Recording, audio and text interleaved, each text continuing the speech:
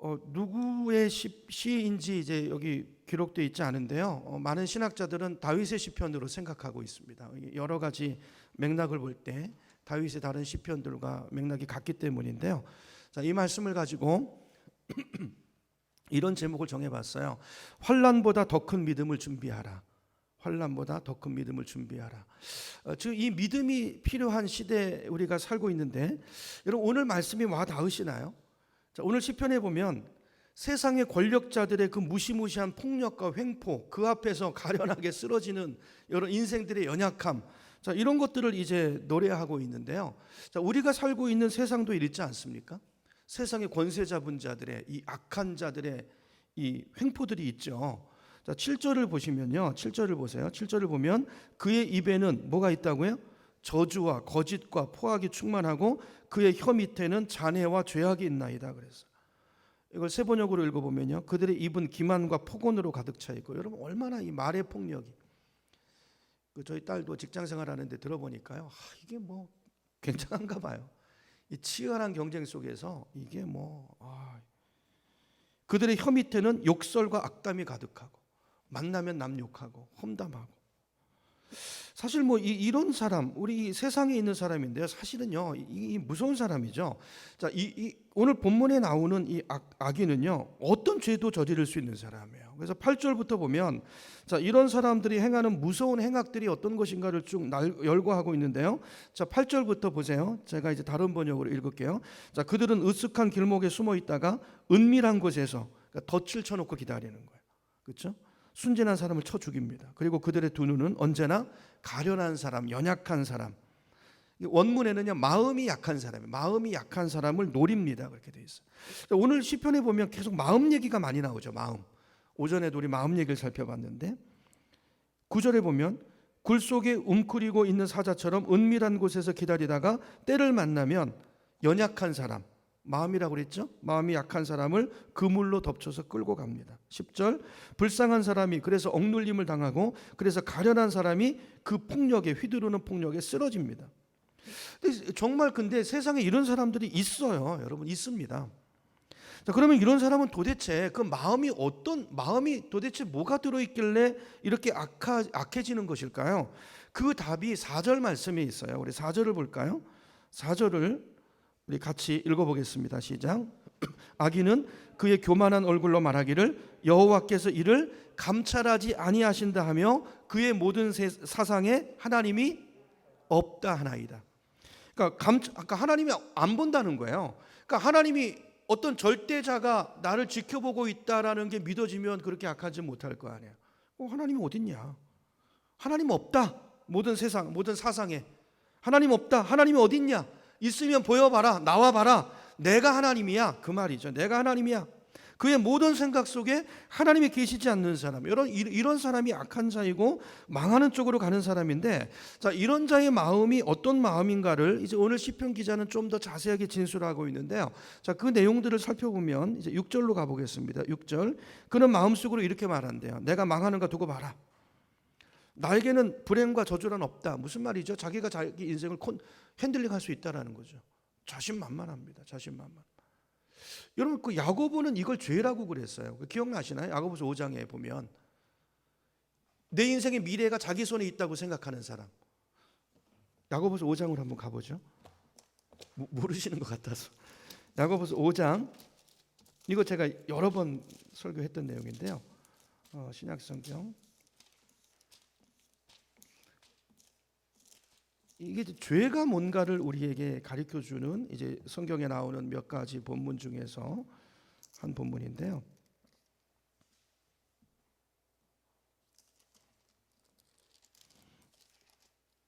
찾으셨나요? 야고보서 5장 13절부터 볼게요. 13절부터. 13절부터 제가 읽을 테니까 눈으로 보세요. 들으라, 너희 중에 말하기를 오늘이나 내일이나 우리가 어떤 도시에 가서 거기서 1년을 머물며 장사하여 이익을 보라 하는 자들아, 내일 일을 너희가 알지 못하는도다. 너희 생명이 무엇이냐? 너희는 잠깐 보이다가 없어지는 안개니라.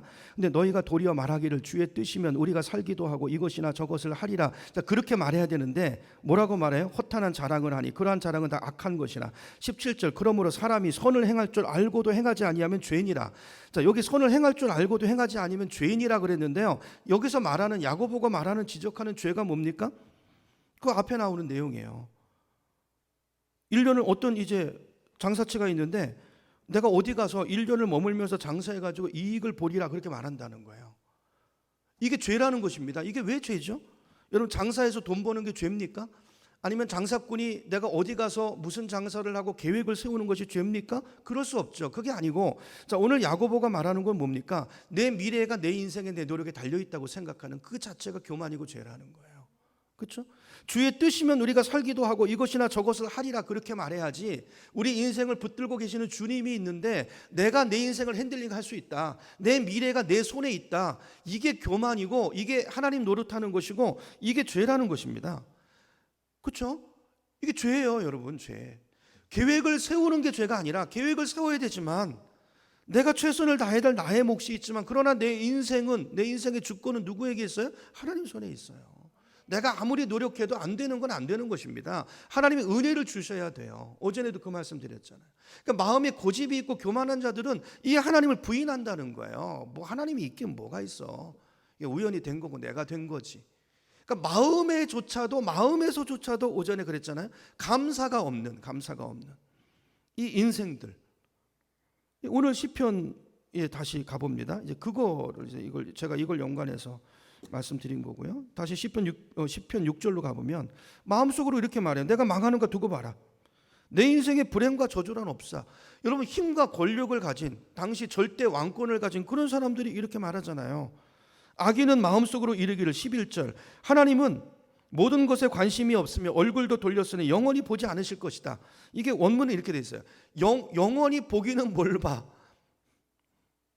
주권이 나한테 있어. 그 뜻이에요. 자, 이게 이제 악인들의 상태고 마음 상태인데, 본들 어떻게 한다는 거야? 내가 왕인데, 이 말이거든요. 이게 악인들의 마음 상태인데, 여러분은 어떠신가요? 여러분의 마음과 생각 속에는 하나님이 계십니까? 여러분의 인생 속에 하나님이 주인이십니까? 이거 우리가 질문해야 될 질문이에요. 아까 야고보서, 그게 믿지 않는 사람들한테 쓴 서신이 아니고 질문하는 거예요. 우리가 하나님을 믿는다고 말하면서도 여전히 우리 삶과 생각 속에는 내가 하나님 노릇하고 내가 주인 노릇하고 하나님이 내 생각이 없어요. 이 일에 대해서 내가 주인 돼서 하나님 돼서 살아가는 영역들이 얼마나 많이 있습니까? 이거 질문해 보라는 거예요. 여러분, 세상 권력자가 하나님을 모욕하고 주변 모든 사람들이 하나님을 부족하는 것 같은 그런 상황일 때, 지금 우리가 살고 있는 세상이 그런 세상이잖아요. 다 자기가. 여러분, 이럴 때 우리 예수 믿는 사람이 뭐가 달라야 되죠? 이럴 때 우리 마음속에는 하나님이 계시냐고요. 자, 오늘 시편을 보면 시편 기자는 이렇게 말합니다. 10장 1절을 보세요. 여호와여, 어찌하여 멀리 서 계시며 어찌하여 환난 때 숨으시나이까? 무슨 말입니까? 이런, 분명히 하나님이 살아계신다고 믿지만 우리에게도 그 믿음이 있잖아요. 그러나 현실은 어때요? 하나님이 안 계신 것 같아요. 멀리 계신 것 같아요. 내 삶에 관여하지 않으시는 것 같아요. 심지어는 숨어 계신 것처럼 보여져요. 자, 이런 상황 속에서 억장이 무너지고, 오늘 시편 기자는 눈앞이 캄캄하고 눈물이 나는 그런 상황인 거예요. 여러분, 이런 상황 속에서도 어떻게 믿음을 지켜야 되는가? 이게 오늘 우리의 숙제지 않습니까? 골리앗 같은 이 세상 속에서, 큰 세상의 그 권력 속에서 내 목줄을 붙잡고 흔들어대는 것 같은 그 생존의 위기 속에서 우리는 하나님의 자녀로서 어떻게 믿음을 지키고 살아야 되는가? 자, 오늘 시편을 읽어보면요, 시편 기자는 순간 그의 믿음이 흔들리지만 상황 속에서 흔들릴 수 있잖아요. 느낌. 그러나 그는 곧 믿음의 중심을 잡고 어떻게 합니까? 하나님의 승리를 고백하고 하나님을 찬양하는 걸 보게 됩니다. 그게 이제 16절부터인데요. 16절부터 시편 기자의 찬양을 한번 읽어보겠습니다. 16절부터입니다. 주님은 영원 무궁토록 왕이십니다. 이방 나라들은 주님의 땅에서 사라질 것입니다. 주님께서는 불쌍한 사람의 소원을 들어주십니다. 그들의 마음을 굳게 해주시고 그들의 부르짖음에 귀를 기울여 주십니다. 고아와 억눌린 사람을 변호하여 주시고 다시는 이 땅에 억압하는 자가 없게 하십니다. 여러분, 이런 위기 속에서, 그런 현실 속에서 어떻게 이런 찬양 고백이 나올 수 있는 것이죠? 이게 다윗의 믿음이었다는 거예요. 여러분, 성경이 이런 다윗의 시편들을 우리에게 기록해 있는 것은 다윗의 믿음을 보라는 것입니다. 그때나 지금이나 세상은 다르지 않아요. 늘 골리앗 같은 세상, 여리고성 같은, 우리를 삼킬 것 같은 요단강 같은 넘실거리는 그런 공포와 위기들이 우리 삶의 현장 가운데 있습니다. 근데 다윗은 그 가운데서도 그의 시선은 하나님을 향해 있었고, 그러니까 다윗이 이런 찬양을 할 수 있었던 것은 문제가 없었기 때문이 아니고, 자, 지금 닥쳐와 있는 환란이 있고 문제가 있었지만 그 문제보다 다윗의 믿음이 더 큰 믿음인 거예요. 더 큰 믿음이 다윗에게 준비되어 있었던 거예요. 그래서 그런 믿음의 사람 다윗에게 이 찬양이 터져 나올 수 있는 것입니다. 결국 성경이 말하는 것은 믿음이에요. 믿음이 중요합니다. 다윗은 믿음이 훈련된 사람이에요. 믿음이 훈련된 사람. 저와 여러분의 믿음이 머릿속에, 생각 속에 머무는 믿음이 아니고 하나님의 계시지 이것만으로는 충분하지 않아요. 내 삶의 현장 속에서, 그렇죠? 그 하나님의 살아계심을 다윗처럼 찬양하고 그 믿음으로 골리앗을 넘어뜨리고 이 세상을 돌파해 나가는 그 믿음, 하나님은 그 믿음을 우리를 통해서 보기를 원하시는 줄로 믿습니다. 다윗은 믿음이 훈련됐어요. 여러분, 삶에 있는 여러분의 일상을 놓치지 마시기 바랍니다. 그 작은 일상 속에서 우리가 믿음을 꺼내 쓰고 사용하고 그 믿음을 훈련할 때 더 큰 문제 가운데서 그 믿음이 작동할 수 있는 거예요. 다윗의 인생을 보면 다윗이 소년이었을 때 거인 골리앗을 만납니다. 그 골리앗을 무너뜨리죠.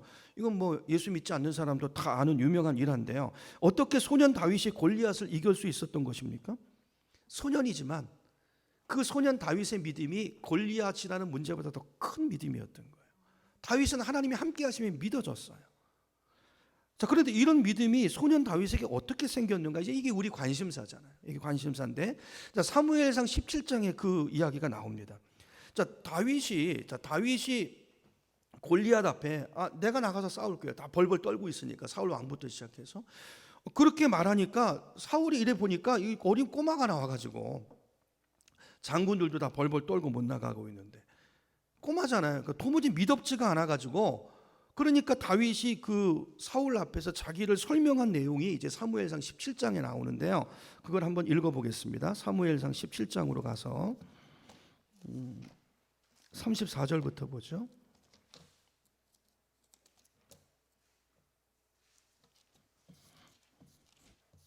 사무엘상 17장 34절부터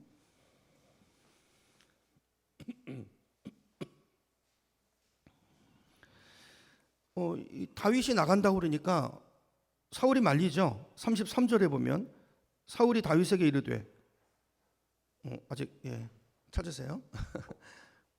사무엘상 17장 33절부터 제가 읽어볼게요. 띄워주셨네요. 감사합니다.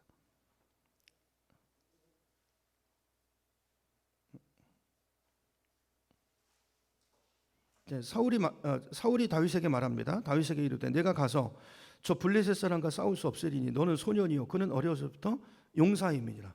그러니까 이제 다윗이 말해요. 다윗 34절. 그러나 다윗은 굽히지 않고 사울에게 말하였다.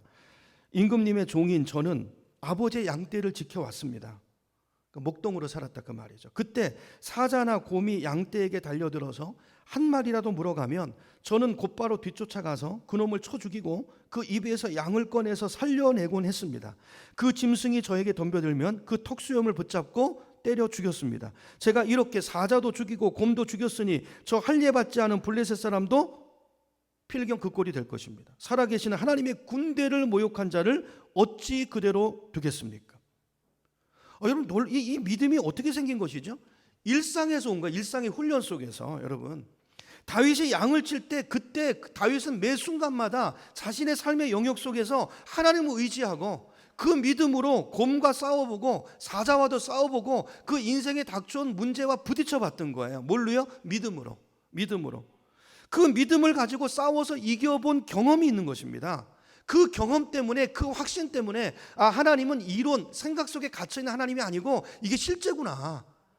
이게 실제 하나님의 능력이 있구나. 하나님이 정말 믿음으로 나갈 때 역사하시는구나. 이걸요 실제 삶 속에서 체험한 거예요.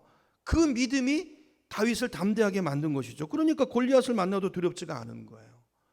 골리앗이고 아무리 2m 넘고 그래도 그 곰만 하겠습니까? 그렇잖아요. 곰과 사자 입까지 찍었으니까. 그러니까 하나님이 믿어지니까 전혀 두렵지 않은 거죠. 이게 믿음의 훈련입니다. 훈련. 믿음의 훈련을 받은 자, 신앙의 간증이 있고 체험이 있는 자는 삶 속에서 강한 거예요. 여러분, 이 말씀을 통해서 우리가 기억해야 될 것은, 여러분, 우리가 교회 다닌 연수를 자랑하지 마시기 바랍니다. 그거 아무 의미 없어요. 교회 몇 년 다닌 게 무슨 의미가 있습니까? 자랑하려면 뭘 자랑해야 되겠어요? 내가 진짜 예수님을 믿고 산 횟수가 얼마인지, 그거예요. 우리가 교회 다닌다는 것과 예수님을 믿고 그 믿음으로 산다는 것은 전혀 다른 이야기죠. 내가 언제부터, 어느 순간부터 하나님이 믿어줬고 그 믿음을 사용해서 어떤 승리를 경험했고, 그래서 그때부터 정말 내 안에 와 계신 그 성령과 동행하면서 그 능력으로 내가 하루하루를 살고 있습니다. 우리가 자랑하려면 이걸 자랑해야 되죠. 이 승리의 간증이 우리에게 있어야 될 줄로 믿습니다. 오늘 시편이 우리에게 주는 메시지가 뭘까요? 우리 삶에 고난이 있어요. 고난이 우리 하나님의 자녀들을 피해가는 것이 아닙니다. 그리고 진짜 더 큰 환난이 우리 앞에 예비되어 있어요. 그러나 겁낼 것 없다는 거예요. 이 말씀들이 우리에게 주는 메시지입니다.